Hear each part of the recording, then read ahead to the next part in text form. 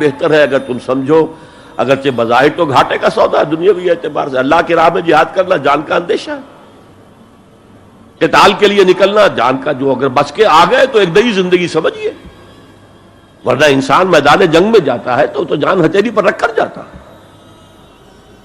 مال مانگا جا رہا ہے اللہ کی راہ میں، مال دے کر دنیا میں تو بہرحال دولت کی کمی کا احساس ہوتا ہے نا، اگرچہ تمہیں گھاٹے کا سودا نظر آتا ہے، حقیقت میں یہی نفع کا سودا ہے اگر تمہارے پاس علم حقیقی ہے۔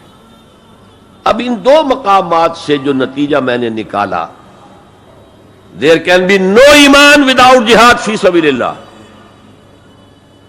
there can be no salvation on the day of judgment without jihad فی سبیل اللہ۔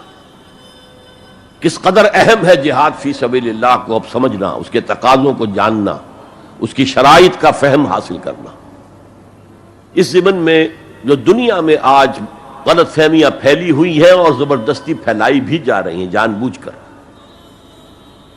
اس کا اصل سبب ہم خود ہیں۔ ہماری بہت بڑی غلطی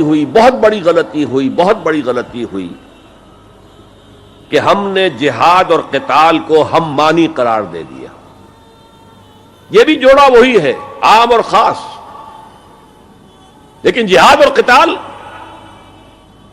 یہ ہم مانی نہیں ہے، سینونیمس نہیں ہے۔ اسی لیے میں نے سورہ صف کی آیت نمبر 4 بھی آپ کو سنائی۔ اب یہ اس اعتبار سے جہاد اور قتال فی سبیل اللہ پر قرآن مجید کی جامع ترین صورت ہے، کل 14 آیتیں، اس میں جہاد فی سبیل اللہ کا ذکر بھی ہے، یہ آیت نمبر 11 کے اندر، اور آیت نمبر 4 میں قتال فی سبیل اللہ کا حکم بھی ہے۔ ان اللہ یحب الذین یقاتلون فی صفا کانہم بنیان مرصوص۔ اللہ کو محبوب تو وہ بندے ہیں اس کے جو اس کی راہ میں جنگ کرتے ہیں، صفیں باندھ کر گویا کہ سیسا پلائی ہوئی دیوار ہے۔ قتال فی سبیل اللہ، جہاد فی سبیل اللہ، دو اصطلاحات ہیں، ان کا مفہوم بالکل ایک تو نہیں ہو سکتا۔ ہمارے ہاں ان دونوں کو مترادف قرار دے دیا، اس کے نتائج کیا نکلے؟ قتال ہر وقت تو ہوتا ہی نہیں، لہذا جہاد ثانوی شے ہو گیا، اس کی اہمیت ہی نہیں رہی، وہ جو بیک برنر کی جگہ ہوتی ہے وہاں رکھ دیا گیا۔ بعض لوگوں نے ایک اور غلطی کی اس کے برعکس، جہاد کی اہمیت کے پیش نظر انہوں نے اسے ارکان اسلام میں داخل کر دیا۔ یہ بہت بڑی جسارت ہے،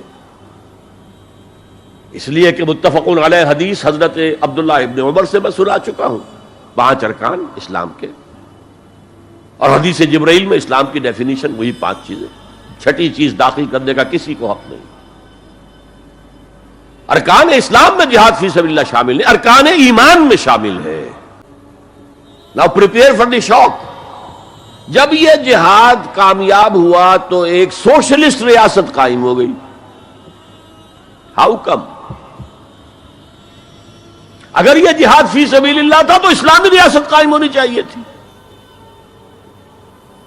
اگر درخت آم کا تھا تو اس میں نمولی کیسے لگ گئی؟ معلوم ہوا کہ ہم نے غلطی کی تھی، ہم نے اسے جہاد حریت کی بجائے جہاد فی سبیل اللہ کہہ دیا۔ بھئی جہاد حریت جائز ہے اور اس کے لیے جان دینا بھی شہادت ہے، لیکن آپ نے اس کو جہاد فی سبیل اللہ کیسے کہہ دیا؟